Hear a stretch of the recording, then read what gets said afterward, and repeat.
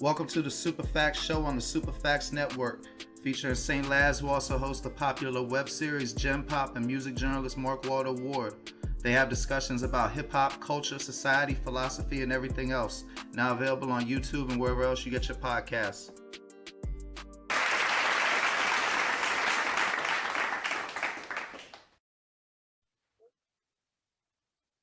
What up, world? It's your boy Mark Walter Ward, Super Facts Show, Super Facts Network. Tonight we're joined by DJ K.Mean. And you're from St. Louis, right? Born and raised. Born and raised. How you doing today? I am very well. How are you? I'm chilling. So you got a pretty popping radio show in St. Louis, right? Well, it's internet based. I'm based in St. Louis. The station's actually based in Rockford, Illinois. So it's got DJs from all over involved. But I'm one of them on Sunday nights. 68 for the past like 4, maybe 5 years now. Yeah, that's what's up. Do you have a Midwest focus? Well, I mean, I play things from all over, but I try to involve as many, especially like St. Louis and surrounding areas as I can. But it's hard because the station, since it's BDS tracking, is clean only. And so a lot of people aren't taking care of that part of it, so it's harder to get those local ones in. Yeah, I know about it. Why do you think that is? They don't want to pay the engineer extra? It could be that, but I think mostly it's just ignorance for real.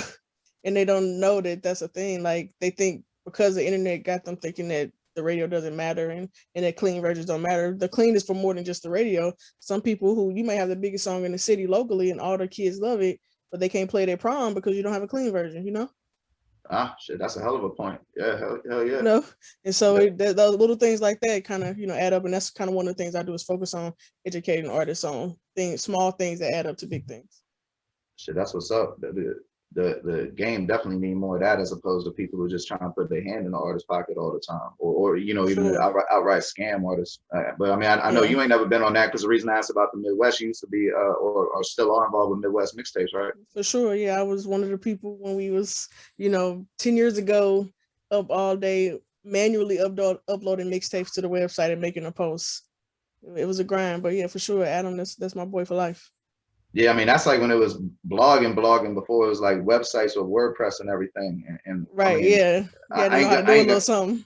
Yeah, I ain't gonna geek out over the difference, but it was harder, I mean, like definitely. Yeah. I remember like trying to put like a header on, like I used to have this site called Drink and Dank, and I remember like trying to put a header to me. Yeah. Okay, that's what's up. But like it took me like 2 weeks to figure that shit out. You know what I mean? Yeah. And like the time it take to like manually upload something to an FTP server, kids have no idea. Like, and that's why I was slower then too. Hell yeah, dial up. I mean, I'm old as shit, but I remember like dial up and all the little phone noise and everything. But you know, like when they be saying that learn the code shit, coding is hard. You know what I mean? Like that ain't something, shit, because it was beyond my means. I ain't gonna front. So right. You was telling me about you're involved with some artists as well. Not just giving out good advice, but like directly with them. But like, so what role do you have? Who are some of the people you're working with? Yeah, while I DJ, my main focus and job and what I mostly do in St. Louis and wherever else is like artist development and management and stuff like that. So I can DJ, sure, but most of the time I'm the one standing next to DJ in the booth, trying to get the record played or, introducing the artist to the DJ and stuff like that. Right now, I just started working with a new artist. She really only been rapping a few months, but she got a strong like online following just from being herself on the internet. And so her name is Barbie B Jam. And so we're working on that and getting her, cleaned up and rounded out. She's a little rough around the edges, but it's been a good experience getting back into it, especially because of, having a year or more off because of what was going on in the world. Word. But you were still doing the radio show over that year, right? Yeah, for sure. Yeah, and I kind of expanded. It was just me for most of the first couple of years, but I added on 2 of my boys, DJ LP and DJ Creative, and we made it a new show where we're doing more like interviews in addition to, mix show stuff. Like a lot of people was making pandemic related music for a minute, and given that you were DJ with the ear and everything, what's some of the music that stood out to you?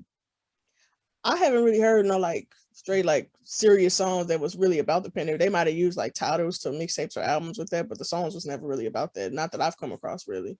Most of it's been the same for real. Yeah. So who are you impressed with right now? Like what are you listening to? Everywhere or just like in St. Louis? Yeah, you personally. I'll be honest, I'm not that impressed with much of it because it's like it's cool for like a week or two, and then it's not really something I'm listening to on repeat. Most of the time, I'm listening to like older stuff, like replaying like Jay-Z. I'm big on Jay-Z, Beyonce. Like Jeezy was one of my favorite rappers, and so I spend a lot of time listening to things that's lasting. You what, man? That verses you watch that? That must have been hard.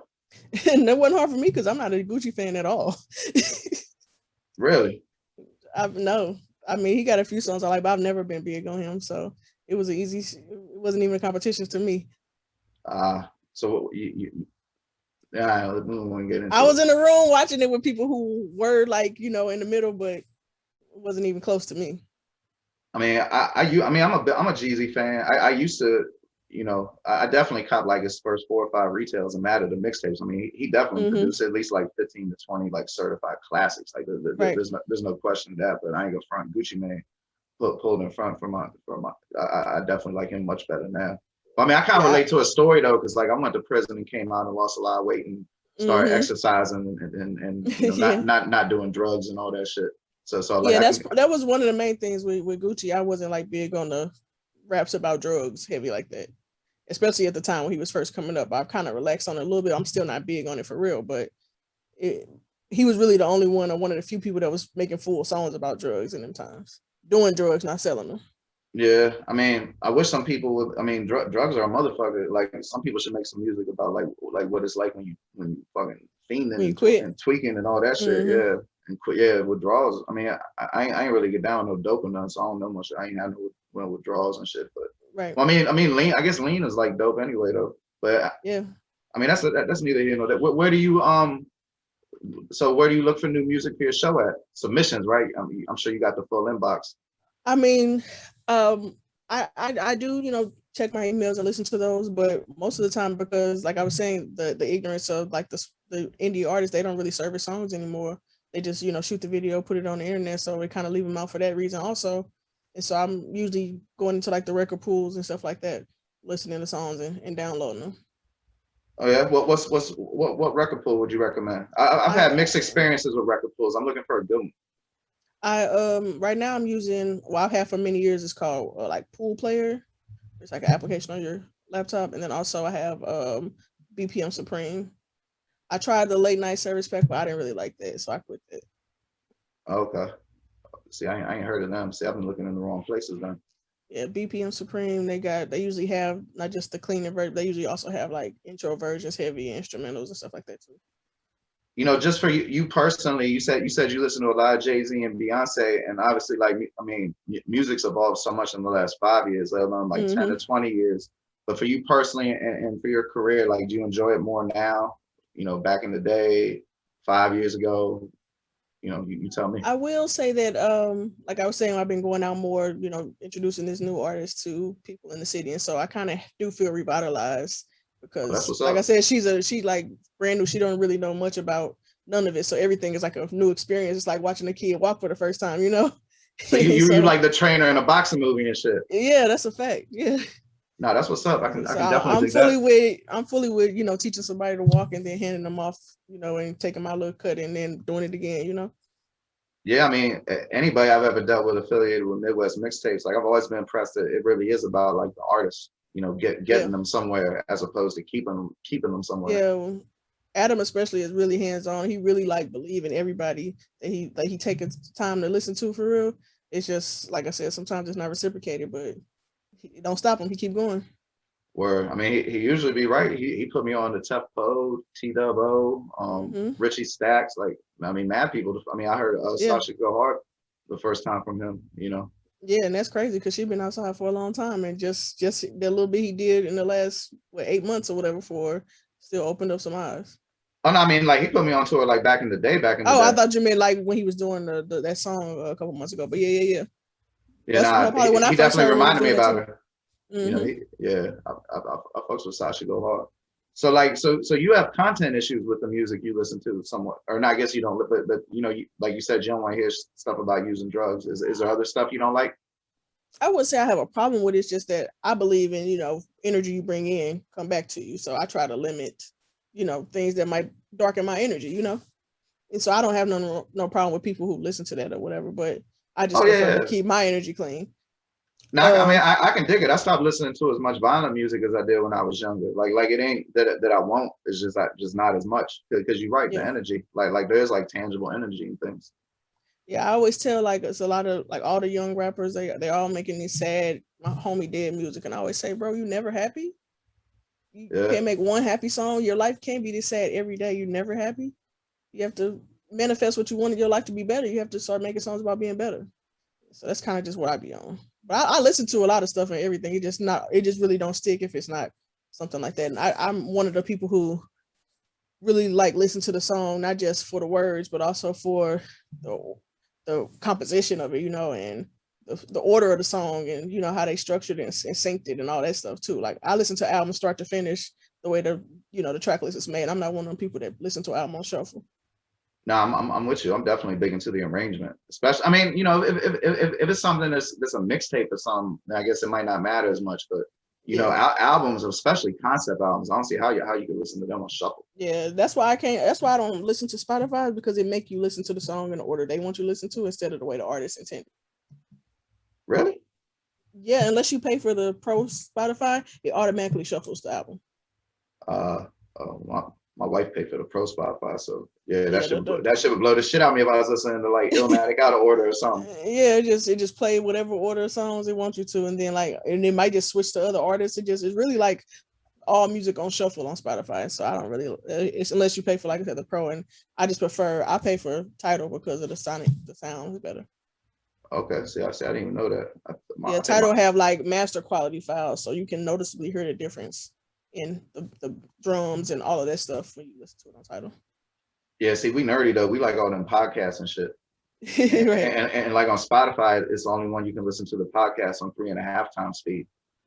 Oh yeah, I don't really speed them up. And these days, I used to listen to podcast straight through, but now I kind of like some of them, if they have them online, I kind of like watch the highlights really instead of the whole thing, because they getting too long, man. Oh, I listen to them shits at 3.5 speeds, but I like them like 3-hour shits with professors talking about wild shit, because I ain't never had no exposure to no shit like that growing up. Yeah. You know what I mean? Like I grew up in PG County, like where Kevin Durant from, Yeah. It wasn't the best school system. I mean, it wasn't all that bad, but I wasn't exposed to no, I don't know, like higher order concepts. Even when I went to college, not as much. To be real with you, I started hearing motherfuckers talk about philosophy in jail and shit, and some of that got me interested. You can find a lot of that stuff in podcasts, and like without it being boring people, you know what I mean? Like a lot of people in school, maybe I could have had exposure, but they was boring as shit. Right. Yeah, I got a book by Michael Eric Dyson. His book he wrote about Jay-Z. Yeah. And I tried to read it, but it's like a textbook, like the way he wrote it. Like, how he speaks, like with all these extra words and stuff. The book is written like that, so I can't get through it. Because for the same reason, it's just too much. It's boring. I mean, I ain't read that one yet, but I mean, I did a lot of time, so reading ain't nothing. But yeah, I've read about 5 or 6 of his books. He got one about Tupac that's pretty good. But yeah, if you don't like it being written the way he talked, you ain't gonna be much of a fan of Michael Eric Dyson. I prefer to read biographies, so I buy those regularly, but I haven't been able to get through that one. Which ones would you recommend? I love books, biographies, all that stuff. I really enjoyed the Uncle Luke one. He really told his story of how he got on and the struggles he went through, and how the one with the black and white cover. I don't know, because he's had like 3, like he had one like 1995, one in like 2005, because it kept being enough of a demand, but then he kept doing enough in life to justify more. I assume it's the most recent one then, because I didn't know he had more than one. Was it talking? I think it is black and white. Was it talking about the football and all that stuff? Yeah, at the end it got to that. Yeah. See, I ain't get to that one yet. Did you read the? I guess you didn't read the Gucci Mane one. I didn't, but I have heard it. I've been thinking about getting it. That's one of the best ones, man. My man, shout out Soren Baker. He co-authored it with him, and it's phenomenal. Like I don't gotta be a fan of somebody's music to read their biography. Like I read, I read Ja Rule book. Say what? I believe that too. Yeah, I think you can learn something. That's why I read biographies, because it's learning from other people's experiences and applying them to your life. They say the You Got one's real good. I didn't get a chance to get to that, and Rick Ross, I ain't get to that yet. But like the DMX one, man, that was like, crazy. Yeah, that was like one of the saddest stories I've ever heard in my life. Like it's amazing that he. Yeah, for real. Wait, what you got? Any other ones you recommend? I read the the Pimp C one that Julia Beverly did. Oh yeah. It was real Sweet long. James Jones. Yeah. Yeah. It was kind of long, but I did like it. It had a lot of stories that really have nothing to do with Pimp C, but it was really like a history of Houston in general for me. Yeah. Shout The out way Port it was, Arthur. yeah, Anybody listening to this, check out my show. We've had many of the people in that book on the show. yeah, I'm a huge Pimp C fan. yeah. I interviewed a few weeks ago. I interviewed Stunner Bam, and he was telling us a couple stories about being in Houston during the Big Screw era, and how when he was a kid, he was going to DJ Screw's crib and witnessing all those songs being recorded and stuff. It was crazy. Yeah, and it must have been. Yeah, like I lived in Houston for a while, and the rap culture there is like, it's so insular. Like it doesn't really care about the nation. And man, there's people that make literally millions. Like Chingo Bling probably make $500,000, $750,000 a year off still selling CDs and cassettes to like literal That's Mexicans. Crazy. You know what I mean? That's crazy. And they can just tour in Oklahoma and Texas and Louisiana and all that. Yeah, and they're good. Would never give a fuck about being on MTV. This is cat. A little 5-hour drive and right back home. Yep. And they call it the chilling circuit if you want, but a motherfucker be gone for like 5 days, do like 10 shows and come home with like 35,000. Shit, that's some good shipments right there. Easy money. Yep. Yeah, like that. Also, I was gonna say another book I read a few years back. Do you know who Gino Auriemma is? The Connecticut coach.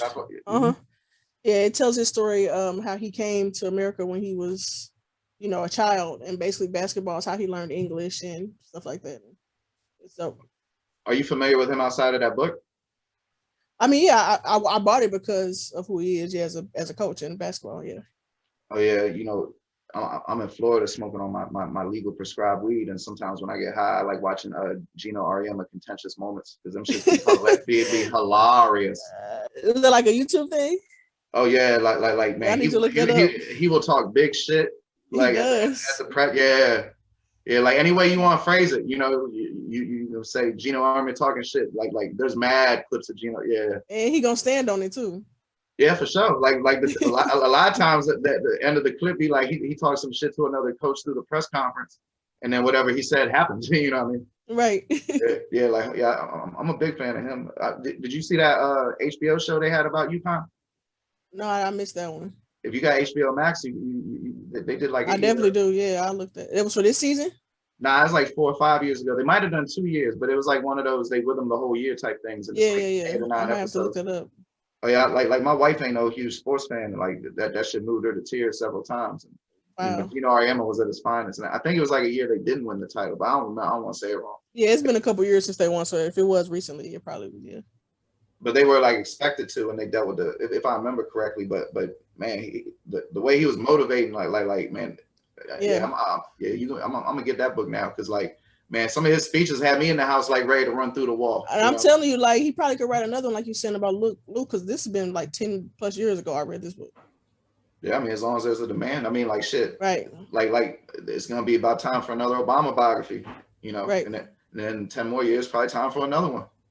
Right, because life changes, you expand, you grow, you learn new things. Maybe have a different perspective on whatever was happening when you wrote it the first time.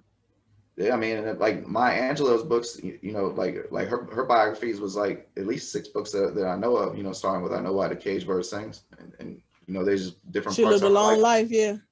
Yeah, so those some biographies is definitely worth reading. Any ones outside of music. I know you ain't think you was about to come on here and talk about biographies. Huh? Hey, I'm with whatever. I read the Gabrielle Union one last year, and that was cool. That was interesting. A different side of her that I hadn't really experienced. I have the Michelle Obama one, but I haven't really started that one yet. Yeah. And I got a couple that I'm waiting that I haven't really got into. The pandemic, I kind of like, I was reading like when I be like doing other stuff in between, but then, just laying around watching TV all day during pandemic kind of threw me off the read. So I got to get back into it. I find every year I read less than I used to. Mm-hmm. I used to be like 100 books a year, and now I'm like 25 or 30. Right. Yeah. So I'm trying to get back in the swing of it for sure. So where can people find the playlist you make at? Well, I have like one main playlist I kind of update because I'm a semi-feminist. I do have a playlist. It's called Pretty Girls Make Trap Music, so it's only female rap or music. Oh, I know about that. That's a good playlist. And then That's a great playlist. That's what's up. Shout out to Pretty Girls Make Trap Music. Then I got I did my own album in 2019, in August of 2019. That's called Chicken and Fries. It's out now. I have, the Clean and Dirty, but also I did a chopped and screwed version with DJ What It Do and the Chop Star. So that's out. And now, like, on my background, we got a single out with my boy MC Trey called Step that we're working on. I know about, okay. That's what I gotta get that on Dirty Glove Bass. So you need to send that over. Let me listen to it. I absolutely do that. Chicken and Fries came out in mid 2019, and you're still pushing it. I mean, lightly, but we focus right now on Step mostly. But it was 17. Oh, Steps not from that album. Yeah, yeah, this is just this year. Step, we put that out in December. And I wasn't trying to say it like that. I just noticed a lot of people that they released something before the pandemic and it didn't quite get to do what they wanted it to do. They've circled back to pushing it or making a quote unquote deluxe version or whatever. Right. Yeah. What I did was like on the anniversary of the 1 year last summer that's when I put out the chopped and screw version. It's kind of a revamp of it. And really the chopped and screw version kind of just, because that's like a really niche thing, that's steady getting streamed all the time because of that. And because of the Chop Stars thing. Yeah, I was about to say, I'm sure it was the Chop Stars had something to do with it. They're big in Houston. Yeah, I'm knowing. Yeah. My boy that did it though, he's from Louisiana, but yeah, he a part of the Chop Star, so it's getting. Man, I feel like everybody should put a chopped and screwed out, because I mean, like what's the most it's gonna cost you? Even if it costs you a stack and you got it on all the streamers, like you're probably gonna get that back if there's already attention to the project that's being chopped and screwed. Right. Yeah, and I'm not even like big on the music, but I just know that that's like an underserved genre, So I kind of just wanted to pay homage to it. I mean, to my shame, I'm a huge Houston man. Grew up listening to like Fifth Ward Boys, UGK, Ghetto Boys, all that. But I ain't never much like Screwed neither. The like I like Screwed a little bit. I don't like Chopped. Like it's the Chopped part I don't like.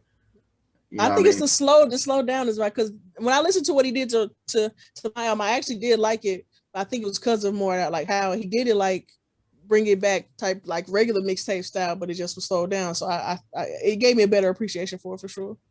Oh, you know what? Like I definitely can tell the difference between one Screw did though, because like I've been exposed to it like a motherfucker. And listen to DJ Screw, Missy Elliott's "I Can't Stand the Rain."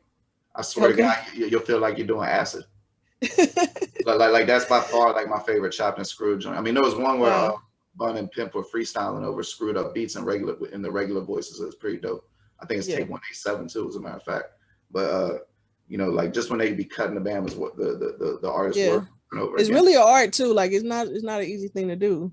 Yeah, like people don't know. He liked a lot of West Coast music. It was a lot of West Coast music on them Screw tapes, and it was definitely an art to selecting the songs. And even like slowing it down to where it still sounds good, and it don't sound distorted or none of that. And really chopping it on the right part where like the artist is saying a dope line. Right. Exactly. Yeah, and bringing it back or repeating it and all that stuff. It take a lot of time, I would imagine too. I mean, Mike Jones tricked the world into thinking he could rap for 3 or 4 months. It was longer than that. He did 2 albums, I think. Yeah, but like he was basically just like chopping himself while he was rapping and shit. Repeating the same thing over and over. It's a fact. I mean, God bless him though. Shit, I like seeing anybody didn't get money off music.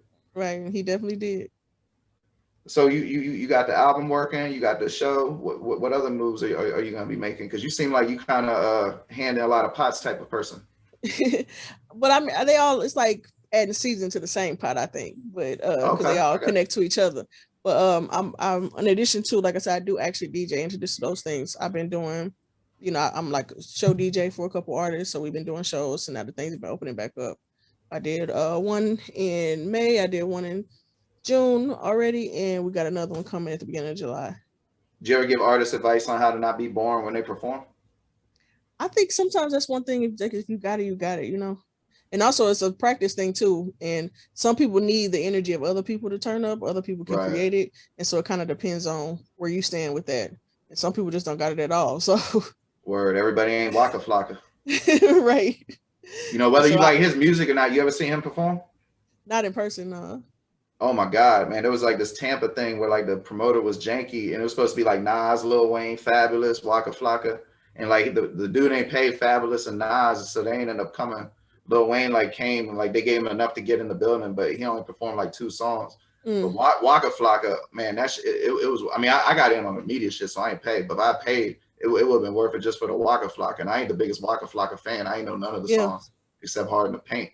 But man, that shit was insane. How amped up he got everybody. Yeah, I didn't know, like, I wasn't like a fan of his music when he first started, but I just could tell that he was gonna get better. Like when he was first doing those first tapes, like when the first song came out, and just the way he was rapping and kind of just like you said, the energy, I could just tell that he was gonna get better. And sure enough, he did. He didn't. I I'm mean, not saying he like a lyricist or nothing, but his songs got better.